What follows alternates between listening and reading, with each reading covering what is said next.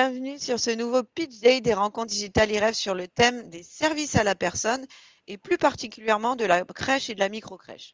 Je suis Elsa et nous sommes ravis d'accueillir aujourd'hui Marine Denet, responsable du développement de l'enseigne Koala Kids. Bonjour et merci beaucoup Marine d'avoir accepté notre invitation. Bonjour Elsa, et merci à vous. Avec plaisir. Alors Marine, est-ce que vous pouvez nous parler un petit peu, même beaucoup, de Koala Kids? Qu'est-ce que c'est? Comment l'histoire a-t-elle démarré déjà? Ok. Alors du coup, pour Koala Kids, on est un réseau de crèches et de microcrèches. Donc il faut savoir qu'on fait les deux. Il y a une réelle distinction du coup entre les microcrèches et les crèches. À savoir du coup, juste pour expliquer un petit peu le contexte, les microcrèches, du coup, on s'arrête à 12 places de berceau. Ok. Et au-dessus, du coup, on passe sur un modèle de crèche. Et là, on a différents types de crèches. Donc on va avoir des petites crèches, des grandes crèches et des très grandes crèches. À savoir que nous, du coup, chez Koala Kids, on s'arrête aux petites crèches. Donc on va s'arrêter du coup à 24 enfants. Ok. Donc, on fait soit des micro-crèches à 12 ou soit, du coup, des petites crèches à 24. Et donc, du coup, ce réseau du coup, de crèches et de micro-crèches a été créé en 2014 pour faire suite, du coup, à la création de Kangourou Kids en 2010, où là, du coup, on est vraiment sur un réseau de garde d'enfants à domicile. Donc, on voulait vraiment essayer de créer un pôle petite enfance pour pouvoir, justement, pouvoir proposer, justement, des solutions de garde aux parents à n'importe quel âge et surtout à n'importe quel moment de la journée. Voilà pour ça. Et du coup, on essaye vraiment juste de se spécialiser, donc avec évidemment un personnel compétent et qualifié pour garder les enfants dans les crèches et les micro-crèches. Et justement, on fait très attention au personnel qu'on recrute et notamment à la qualité qu'on va du coup proposer aux enfants, mais également aux familles. Oui, parce que justement, je crois que la qualité, c'est vraiment, ça fait partie de l'ADN et de la philosophie vraiment de Koala Kids, hein. Exactement. Et on essaie vraiment d'avoir un gage de qualité en fait sur tous les domaines, donc que ce soit justement comme je disais auprès des enfants et des familles, donc que ce soit par l'accueil des enfants, mais également l'accueil des familles, puisque nous on fonctionne également énormément avec les parents. On essaye de les impliquer le plus possible dans la crèche, donc c'est-à-dire qu'ils vont pouvoir venir voir leur enfant à n'importe quel moment. C'est Oui. vraiment important qu'il y ait une réelle transparence justement entre les équipes et les parents. Et on a aussi justement un gage de qualité envers les salariés, puisque mine de rien, ce sont un personnel qui est très important pour nous, donc on essaye vraiment de faire en sorte qu'elles se sentent au mieux dans nos crèches. Alors je dis elles, parce qu'on a principalement des femmes, évidemment on a des hommes aussi dans nos crèches, mais ça reste quand même majoritairement des femmes. Donc voilà, on essaye vraiment de faire en sorte que tout le monde se sente bien dans les crèches et Oui, pour éviter un turnover et puis aussi que les familles se sentent rassurées par rapport aux personnes qui gardent leurs enfants, oui, effectivement. Exactement. Et c'est ce qu'on observe justement, c'est que les familles ont beaucoup plus de facilité à laisser garder leur enfant par des personnels qu'elles vont connaître, puisque forcément, on a assez peu de turnover dans nos crèches, puisqu'on essaye de mettre pas mal de choses en place justement pour pouvoir leur faciliter au niveau de leur job, etc. Et justement, ça permet d'avoir un réel climat serein en fait au sein de la crèche avec les parents, les enfants et les salariés. Mais justement, est-ce que vous pouvez nous donner des exemples de ce que vous mettez en place pour sécuriser aussi les salariés et les garder? Alors, au niveau des salariés, du coup, on essaye vraiment alors déjà, dans une crèche ou une micro-crèche, forcément, on a des enfants de 0 à 3 ans. Les enfants, voilà, ça crie, ça pleure, ça fait du bruit, forcément, ça joue. Donc, on essaye vraiment de faire en sorte, au niveau déjà sonore, que les salariés se sentent bien. Typiquement, on va mettre des petits équipements en place. Alors, ça va coûter forcément un petit peu d'argent au démarrage, mais au final, pour la qualité de service qu'on va proposer aux salariés, c'est quelque chose de très important. Et on a justement des bons retours là-dessus. Ça permet typiquement d'avoir des panneaux pour le son, etc., un petit peu dans toutes les crèches pour pouvoir justement atténuer le bruit et faire en sorte que quand elles rentrent chez elles le soir, elles n'aient pas une tête vraiment gonflée. Donc, c'est quand même important et en tout cas, pour l'instant, ça porte ses fruits. Donc, puis les salariés se sentent assez libres aussi dans leur travail et elles apprécient aussi échanger avec les parents. Typiquement, chez nous, on ne va pas avoir de petits carnets où on va remplir tout ce que l'enfant a fait, on donne le carnet, le parent il rentre chez lui, il lit le carnet. Non, ça ne se passe pas comme ça. On essaie vraiment d'avoir un temps d'échange avec le parent justement quand ils viennent chercher leur enfant à la crèche pour pouvoir faire en sorte justement que les parents se sentent en sécurité et comme ça permet aussi aux professionnels de connaître un petit peu mieux le milieu familial de l'enfant. Ouais, de créer du lien, quoi, finalement. Exactement. C'est totalement ça. C'est comme ça que vous vous positionnez sur le marché de la crèche et de la micro-crèche, justement, avec cette qualité de service très, très accrue et importante? Totalement. Et pour l'instant, ça a porté ses fruits puisqu'on n'a fermé aucune crèche ou micro-crèche depuis l'ouverture, donc depuis 2014. Et c'est quelque chose justement qui a des bons retours positifs. On a pas mal de candidats aussi qui postulent parce qu'ils ont notamment eu leur enfant dans la crèche Koala Kids Ah ouais. et qui trouvaient que c'était justement un super bon environnement et donc qui se sont lancés dans l'aventure. Donc pour nous, c'est quand même un gage de qualité de savoir que si des parents veulent poursuivre l'aventure avec Koala Kids, c'est que voilà, ils se sont sentis bien dans la crèche, écoutés, rassurés, et ils ont bien vu justement qu'on mettait des choses en place pour que tout se passe bien. Aujourd'hui, il y a combien de crèches et de micro-crèches Koala Kids? Alors, on a un peu plus d'une trentaine de crèches et de micro-crèches en France. Et on a évidemment plusieurs projets du coup qui sont en cours d'ouverture. Il faut savoir qu'on ne vise pas forcément la quantité. On essaye vraiment d'avoir justement des profils qui vont avoir les mêmes valeurs que nous. Alors, on en parlera peut-être un petit peu plus tard.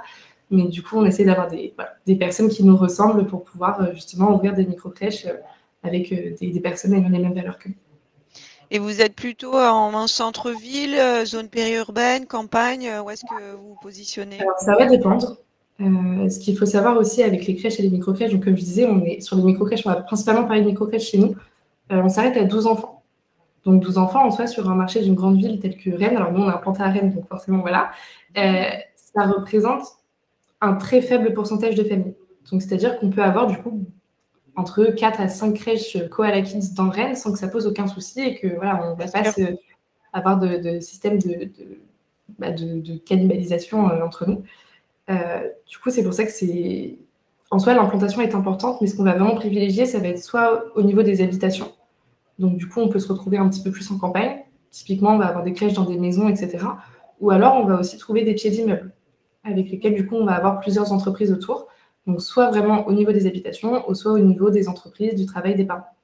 Et on va essayer d'avoir, du coup, une crèche ou une micro-crèche qui va être sur le trajet des parents de la maison jusqu'au travail. Oui, ça peut même se retrouver dans une zone commerciale ou industrielle. Totalement.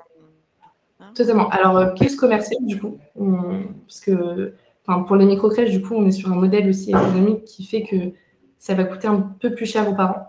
Donc, on va essayer principalement de se tourner vers des villes où voilà, il y a un potentiel au niveau des CSP+, etc. Et donc, on va trouver des entreprises qui ont beaucoup de salariés dans ce cadre-là.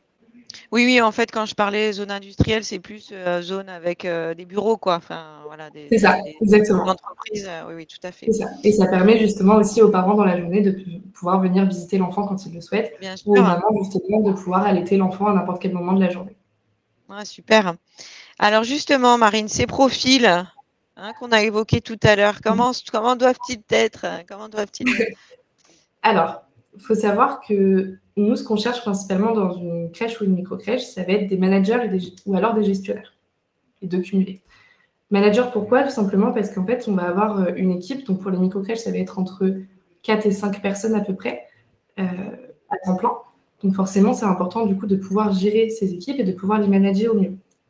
Et au niveau justement de la gestion, on a quand même l'avantage en micro-crèche et en crèche d'avoir une gestion qui va être assez simple, dans le sens où on ne va pas avoir de stock, on ne va pas avoir de produits, on va vraiment travailler principalement du coup avec les salariés. Donc le travail du gestionnaire en fait va principalement se trouver à la fin du mois, quand il va devoir faire du coup ses payes et ses factures. Donc on a des logiciels justement pour pouvoir pallier à tout ça. Mais en soi, c'est vraiment ce type de profil qu'on va rechercher. Ça va être, on n'a pas vraiment de profil type. On ne cherche pas des personnes qui ont une expérience dans la petite enfance, etc. C'est pas le souci. Ça va principalement, évidemment, si jamais il y a justement une personne qui a de l'expérience au niveau du management ou au niveau justement de la gestion d'équipe, c'est intéressant pour nous. Oui, en fait, il faut pas avoir un diplôme spécifique de la petite enfance. Pour les micro-crèches, non, il n'y a pas besoin. Il n'y a pas besoin du tout même. Une personne peut avoir été justement commerciale toute sa vie ou alors avoir managé des équipes dans des grands groupes, etc. Enfin, il n'y a pas de problème, même des personnes qui ont été RH, tout. Enfin, il n'y a aucun souci en fait. Il faut simplement du coup avoir les qualités justement humaines nécessaires pour pouvoir manager les équipes. Et en soi, on n'a pas du tout besoin d'avoir de diplôme de la petite enfance pour ça. Ok. Est-ce qu'il vaut mieux entreprendre seul ou à deux? On a les deux profils. On a plus quand même de gestionnaires qui sont seuls. Après, ça peut arriver également qu'on ait des gestionnaires qui soient à deux. Très souvent, ça va être des couples. Et dans ce cas-là, on va avoir justement un développement de crèche et de micro-crèche qui va être plus important, puisque très souvent, on va avoir ce processus de une crèche la première année, une deuxième la seconde, une troisième la troisième année, etc. Et donc forcément, le fait d'avoir plusieurs gestionnaires, ça permet d'avoir une étendue plus large. Mais en soi, ça ne pose aucun souci d'être seul. Ok. Et on peut aussi se développer en étant seul d'ailleurs. Oui, tout à fait.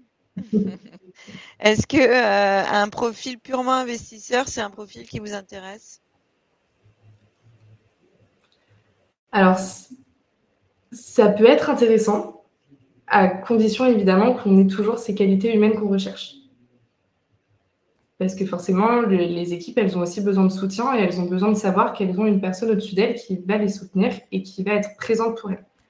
C'est quelque chose qui est important. Donc, si on a un profil purement investisseur d'une personne qui va simplement acheter des crèches et ne pas vraiment être présent dans les locaux, etc., pour manager les équipes, ça risque d'être compliqué. En tout cas, on l'a vu et on le ressent. C'est pas quelque chose qui... Voilà, on préfère pas en tout cas. C'est pas un nom franc, mais quand même, voilà, il faut. C'est pas mieux le meilleur profil. Voilà. Mais par contre, c'est totalement possible aussi de faire de l'investissement dans les crèches et les micro-crèches, notamment en achetant les locaux. Oui, ça, c'est quelque chose qu'on peut observer. Des personnes justement qui veulent investir pour leur patrimoine, etc., qui vont acheter des locaux, que ce soit pour les crèches ou les micro-crèches, et derrière, du coup, toujours s'investir dans la crèche en manageant les équipes et en étant présent sur le terrain. Okay. Un minimum. Ok. Est-ce que vous recherchez des personnes passionnées? Alors, j'ai envie de dire, c'est souvent des personnes passionnées. On a rarement des profils qui viennent en nous disant qu'ils détestent les enfants. C'est quand même un milieu qui est assez simple. Enfin, je veux dire, on est quand même dans la petite enfance. C'est quelque chose qui est attendrissant. C'est quelque chose qui plaît quand même à la plupart des personnes. Donc, souvent, les personnes sont passionnées. Et surtout, quand on leur présente justement les projets pédagogiques qu'on met en place dans les crèches, très souvent, c'est là où on voit justement l'intérêt, la curiosité, etc. des personnes-là. Et justement, ça les attise sur le fait de vouloir ouvrir une micro-crèche et de voir ces projets pédagogiques qui peuvent se développer dans les crèches. Et du coup, j'imagine qu'il y a peut-être un âge un peu plus adapté qu'un autre. En tout cas, peut-être être en reconversion, ça peut être un plus chez vous? Alors, on a très souvent des personnes qui sont en reconversion, qui étaient salariées du coup avant et qui ont décidé de se lancer dans le milieu de la crèche ou de la micro-crèche. C'est vrai qu'un profil qu'on retrouve très souvent, c'est des personnes justement qui ont vu qu'il y avait un énorme manquement de places de crèche en France, à savoir que là actuellement, il nous manque entre 200 et 250 000 places de crèche. Et donc forcément, c'est très souvent des parents qui ont eu du mal à trouver des crèches ou des micro-crèches pour leurs enfants et du coup qui ont décidé de se reconvertir en devenant gestionnaire de crèche ou de micro-crèche. Okay. On a souvent ce profil-là. Ok. Est-ce que vous privilégiez le savoir-faire ou le savoir-être? Un peu des deux, honnêtement. Forcément, le savoir-faire, il est très important puisqu'on a beau être la personne la plus gentille et la plus bienveillante, si jamais on ne sait pas manager une équipe ou alors faire la paye, les factures, etc., forcément, c'est compliqué. Maintenant, c'est aussi là où nous, on intervient puisqu'on forme les personnes pour ça et on leur amène des outils justement qui vont leur permettre de pouvoir s'épanouir dans leur métier de gestionnaire. Donc évidemment, et pour le temps, le savoir-être, c'est quelque chose qui ne s'apprend pas. En tout cas, nous, on ne peut pas l'apprendre. Donc voilà. Ok. Et du coup, c'est quoi le savoir-faire? Ok. Et c'est quoi le petit plus alors qui va faire que le candidat il va être top ou la candidate? Alors, forcément, alors comme ça peut paraître un petit peu bateau, mais ça va être la bienveillance. Et surtout la bienveillance à différents niveaux. Donc déjà la bienveillance envers les salariés, comme on l'expliquait, puisque pour nous, c'est très important que nos salariés se sentent bien dans leur travail et se sentent épanouis. On va avoir également la bienveillance envers des parents. Évidemment, typiquement, on ne peut pas prendre une situation de quelqu'un, d'un gestionnaire qui va faire des réprimandes à un parent en disant qu'il élève mal son enfant. C'est quelque chose qui n'est pas possible. On va essayer d'être dans la bienveillance, d'accompagner le parent si jamais il a des difficultés avec l'enfant, justement pour pouvoir faire en sorte de lui apporter des solutions. Évidemment, ça c'est quelque chose aussi en interne qu'on peut proposer avec un service dédié. Mais évidemment, on recherche la bienveillance et également la bienveillance avec les équipes au niveau aussi du siège, de la tête de réseau, puisque forcément, on essaye d'avoir un groupe qui va être homogène et on essaye justement de faire en sorte que tout le monde s'entende bien pour pouvoir justement travailler dans les meilleures dispositions. Et évidemment, l'esprit de réseau, du coup, est très important pour nous, puisque, comme je disais, on a à peu près une trentaine de crèches et de micro-crèches qui sont ouvertes. Donc, on essaye aussi d'avoir un esprit de réseau qui est conséquent, puisque ça permet notamment aux personnes qui vont commencer dans ce milieu-là de pouvoir avoir affaire à des personnes qui sont là depuis 10 ans maintenant, et donc de pouvoir échanger avec eux et je pense que c'est aussi important d'avoir le retour de personnes qui sont là depuis plusieurs années, parce qu'elles auront forcément traversé des difficultés que les nouveaux arrivants, en tout cas, vont rencontrer. Donc, c'est important justement d'avoir ce juste milieu entre ça. Bah oui, Et bien sûr. évidemment, les personnes soucieuses de la qualité, c'est quelque chose qui est très important aussi, puisqu'on travaille quand même avec des enfants. Ce ne sont pas des objets, ce ne sont pas de la marchandise. Donc, on essaye vraiment de faire en sorte que tout soit au plus aux normes au niveau de la qualité. Ouais, puis il y a aussi des parents pour qui c'est compliqué de laisser à leur enfant, ils n'ont pas l'habitude, ils sont Totalement. tristes, ils sont inquiets, ils sont stressés, et c'est vrai qu'il faut cette bienveillance et ce souci de l'accompagnement aussi du parent, parce que il y a aussi des parents qui sont parents pour la première fois, qui découvrent aussi, C'est et ça. c'est vrai que c'est... Et c'est pour ça que justement, pour nous, c'est très important de laisser nos crèches ouvertes aux parents. Ouais, bien Pour leur sûr. prouver justement que c'est pas au moment où les portes se ferment de la crèche que on ne sait pas vraiment ce qui se passe à l'intérieur, etc. Là, ils peuvent venir à n'importe quel moment, et c'est justement à ces moments-là où on voit justement qu'ils nous font de plus en plus confiance, puisque forcément, au démarrage, surtout les nouveaux parents, ils vont venir souvent, etc., voir si leur enfant va bien, s'il n'est pas malheureux, etc. Et au final, au fil des semaines, ils vont se rendre compte que dès qu'ils viennent, leur enfant est en pleine forme, qu'il joue, qu'il s'amuse avec tout le monde. Et donc, dans ce cas, après, ils commencent à espacer justement leur venue parce qu'ils se sentent en confiance, et ils ont surtout confiance en les professionnels avec lesquels on travaille. Bien sûr. Si nous parlions de l'accompagnement, Marine, que vous proposez au sein de Koala Kids. Alors, concernant l'accompagnement du coup de Koala Kids, on va avoir 3 piliers. Alors, juste là, il me semble que c'est on parle de spécialistes de la petite enfance, ouais. Oui, parce que ça, on en a déjà parlé, mais c'est vrai que voilà. Du coup, concernant l'accompagnement, donc en fait, on va avoir plusieurs types d'accompagnement. On va avoir notamment donc forcément la formation initiale, à savoir que nous, on a 2 leviers du coup de formation. On va avoir une formation pour les gérants, mais également une formation pour les équipes. Donc pour les gérants, du coup, on va partir sur 10 jours de formation, donc 2 semaines, qui ne vont pas être consécutives, évidemment. Je vais expliquer pourquoi, et au final, ça va être très logique. En fait, un projet de crèche ou de micro-crèche, on est sur un délai d'ouverture entre 8 mois et 1 an.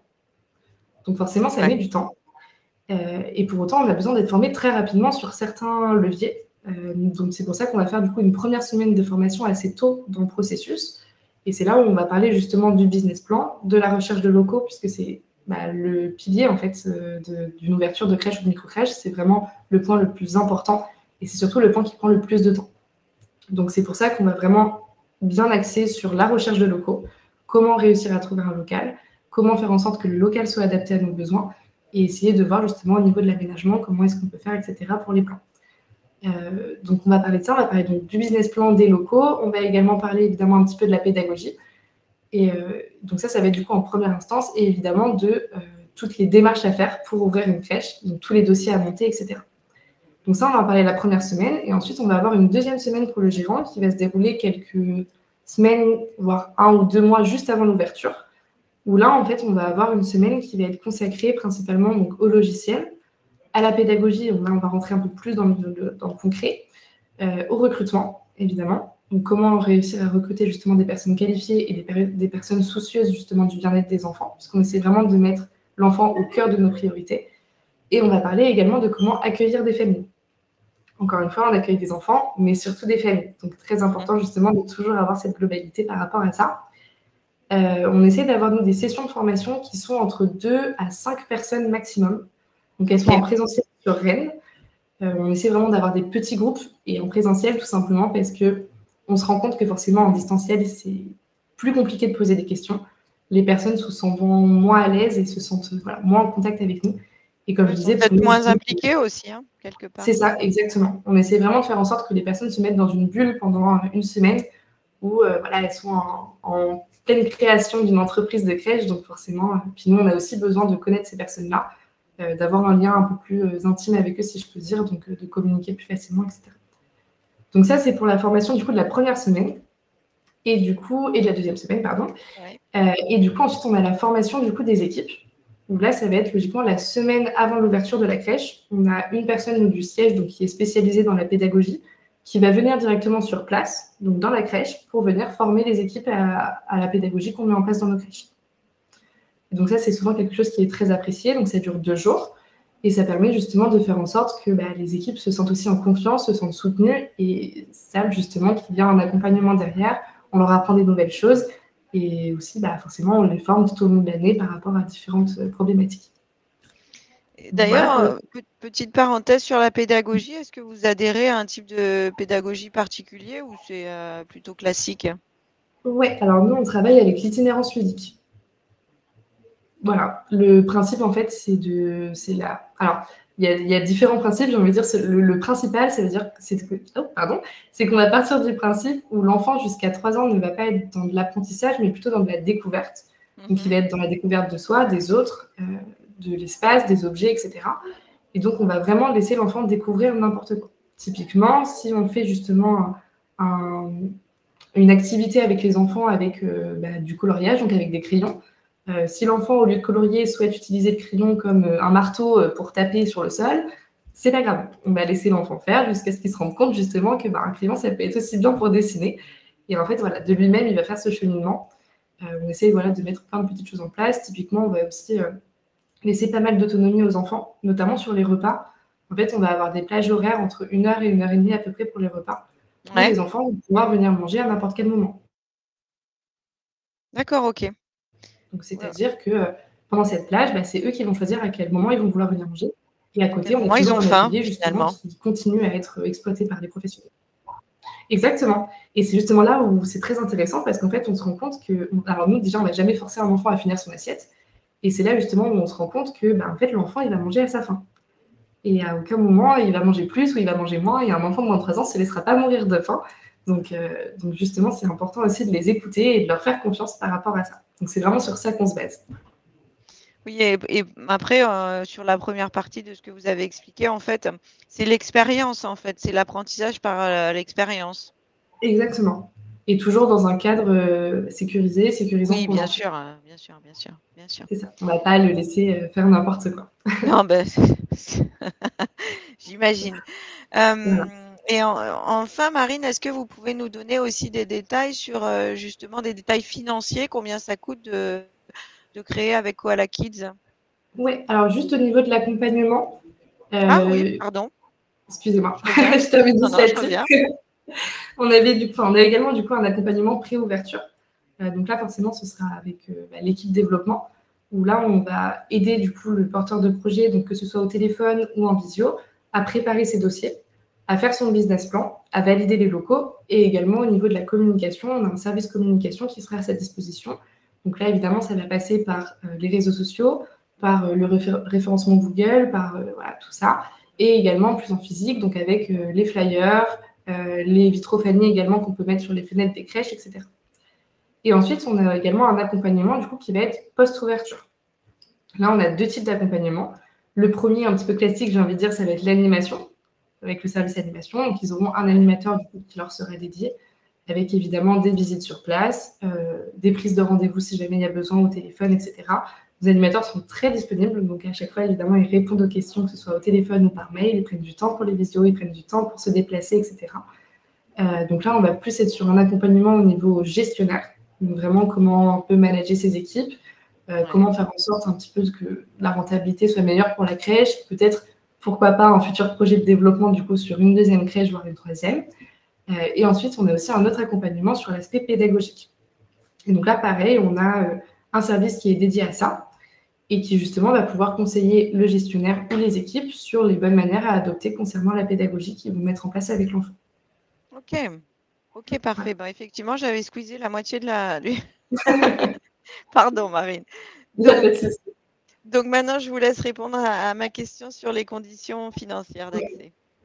Alors, nous, on demande, en tout cas de la part du candidat, d'avoir un apport personnel de 25 000 euros. Ok. Alors, on n'a pas choisi les 25 000 euros par hasard, évidemment. On part sur ce budget-là tout simplement parce qu'on a un investissement global qui tourne aux alentours de 115 000 euros pour l'ouverture d'une microcrèche. Forcément, c'est un investissement qui est conséquent. Et Bien donc, sûr. pour nous, le fait d'avoir un apport de 25 000 euros, ça nous sécurise déjà dans le projet et ça permet surtout aux banques de pouvoir, dans la majorité des cas en tout cas, obtenir un financement pour pouvoir justement ouvrir ces crèches et microcrèches. Il faut savoir qu'on a quand même on est dans un secteur d'activité qui est très porteur Oui. actuellement, avec justement toutes les crèches, toutes les places de crèches qui manquent. Et donc, les banques ne sont pas sur la réserve sur le fait de laisser justement de laisser emprunter les porteurs de projets pour un projet comme celui-ci. Donc voilà pour l'apport. Au niveau des droits d'entrée, nous, on est à 19 500 €. À savoir que nos droits d'entrée, du coup, comprennent évidemment tout l'accompagnement du coup qu'on va avoir avant l'ouverture, et ça comprend également la formation. Donc les 10 jours plus les 2 jours de l'équipe. Et au niveau des royalties, du coup, on est à 50 € par mois et par berceau, et c'est là où il faut faire très attention, puisqu'on parle bien de berceau et pas de famille, puisque typiquement, on va se baser en fait sur le nombre d'agréments d'une crèche. Donc pour une micro-crèche, comme je vous disais, 12 places, et en fait, on peut avoir 12 places, mais on peut très bien avoir 18 ou 19 familles, en fonction du temps partiel.